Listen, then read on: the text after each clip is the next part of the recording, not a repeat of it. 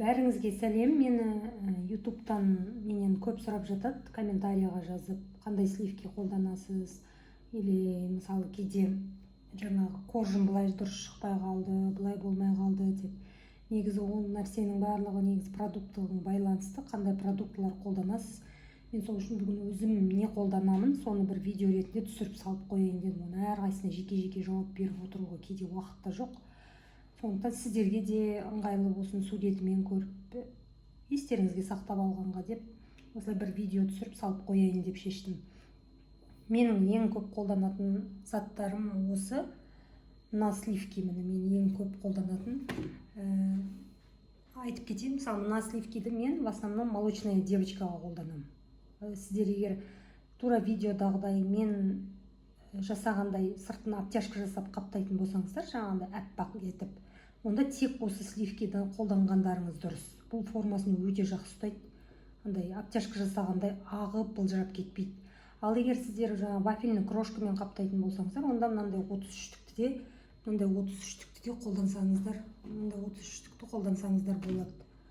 Міне мынау осы молочная девочкаға в основном осы крем жүреді, осы сливки жүреді. Сосын жаңағы сникерс и вупипай торттар бар ғой, мен оларға уже творожный сыр қосып қолданамын. Сондықтан творожный сыр, міне ол жерде мынаны қолданамын мен.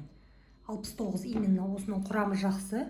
Бұл жерде жаңағы несі фермент бар ғой, молокосвертывающий фермент из микробного происхождения, яғни животного емес. Животный болса, ол уже күмәнді болады. Оның халал не болып бөлінеді ғой енді жаңағы ферменттер. Сондықтан микробный болса, оны уайымдамай ала берсеңіздер болады. Міне 69% осыны қолданам.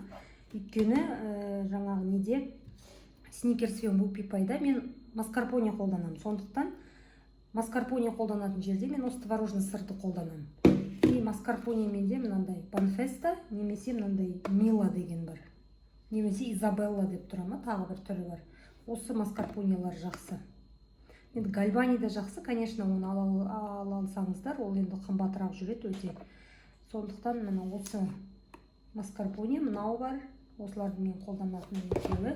И және сникерс пен вупипайдың креміне мен міндетті түрде 33% сливки қолданамын. Оған міне мынаны қолданамын, Мила, немесе мынаны қолданамын.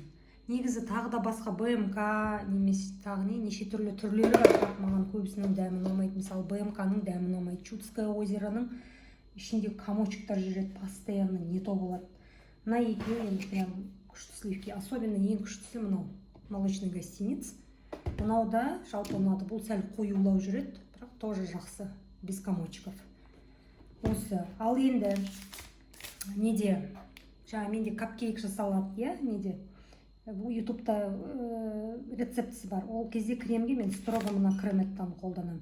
Өйткені мынаның дәмі бұл маскарпонемен қолданбаса кішкене сәл не очень. Білмеймін, маған өзіме ұнамайды маскарпонесіз. Ал тек творожный сырмен жасалатын маскарпонесіз кремдерде мен осы креметтан қолданам. Капкейкке енді профитроли ол жерде менде басқа рецепт. Сосын жаңа медовиктің кремі бар. Оған мен мысалы 33-тікпен мына екеуін араластырып қолданам. Мысалы жартысын мынадан құйсақ, жартысын 33-тіктен құямын.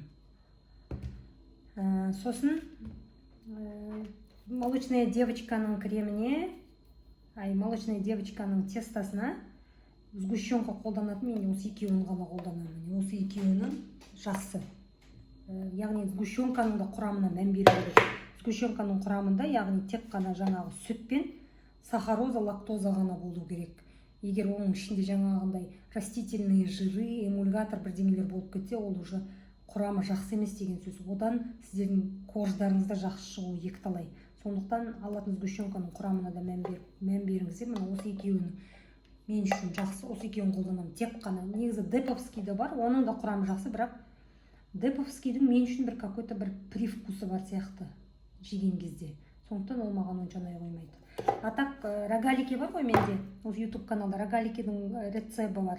Сол жерде мен қолданатын, бірақ ол жерде только вареная сгущенкадан деповский қолданамын. Вот Деповскийдің вареная сгущенкасы өте жақсы. Қазір мен көрсетемін оны да.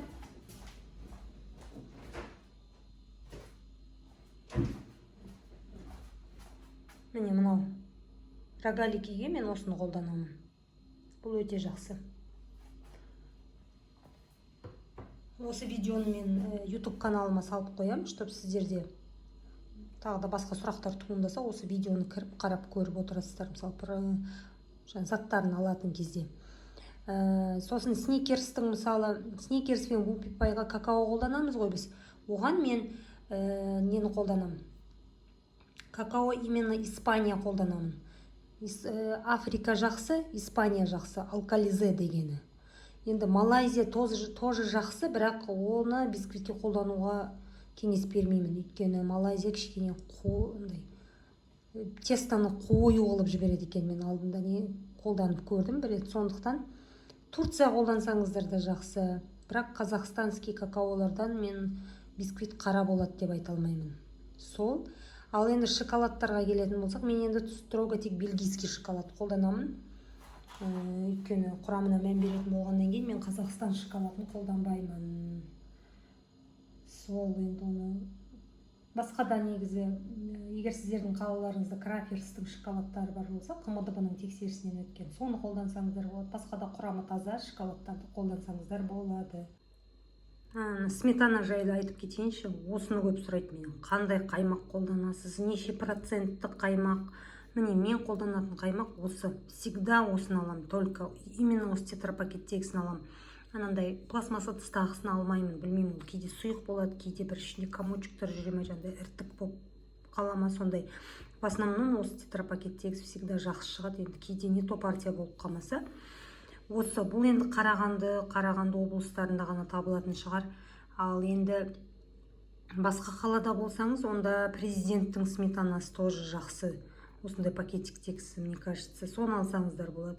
Или сіздер қолданатын, сіздердің тұратын жердегі сметана қатты сұйық болса, онда бір түнге жаңағы марліге салып, холодильникке қойып сүзіп қойсаңыздар болады. Сонда бүкіл жидкості шығады да. И оны кремге қолдансаңыздар, прям күшті плотный крем болады. Мен баяғыдар сөйтіп жасайтын, бірақ қазірлері менде нәтиже всегда вроде қою шығады да. Мен прямо осыны ашып сала берем. И мен байқасаңыздар, ешқандай жаңа торттарымның бүкіл рецепттерінде ешқашан сметананы салып бірге миксермен взбивать етпеймін. Сливкиді жаңа миксерлеп болғаннан кейін ғана уже соңында ғана қосамын да мынаны, и просто венчикпен, лопаткамен немесе жаңа сол миксердің ғана өзінің венчигімен бүйтіп қолмен ғана қоспай араластыра саламын. Сонда кремдеріңіз сұйық болып кетпейді. Қыздар, бұл бір реклама емес. Сосын жаңағындай, бұл тек мен қолданатын и маған ұнайтын заттар. Просто жаңа менде қазір подписчик аз, соның өзінде біраз сұрақтар келеді. И қайталанып сұранатын нәрселер, сұрақтар. Сондықтан ол ертең подписчик көбейген сайын одан да көп сұрақ келеді. Солай болмас үшін мен осыны салып қояйын деген видеом ғой. И бағана жерде мыналардың суреттер полный көрінбей қапты. Сондықтан осылай тағы бір түсіре салайын дедім. Сол, жалпы уақытыңызды бөліп осы видеоның соңына дейін көргеніңіз үшін рахмет.